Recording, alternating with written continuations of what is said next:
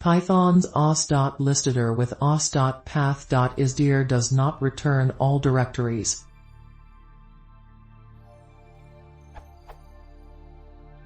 I'm traversing a directory tree, upwards, and I need to find all directories. However, the output of os.listdir, when combined with os.path.isdir, is not what I would expect. For example, this only shows 2 directories, bin and dev.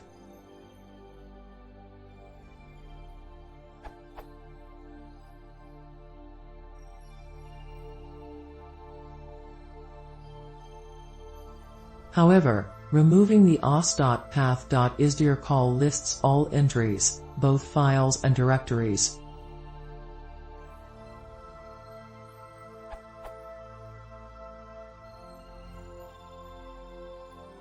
The surprising bit is that running isdir on a directory that is not listed by the first snippet returns true.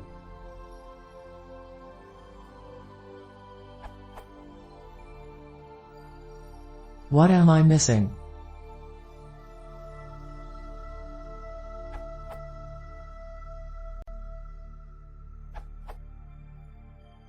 Your os.path.isdir is checking if the directory exists under the current directory, not the directory that os.listdir is listing, / Try this?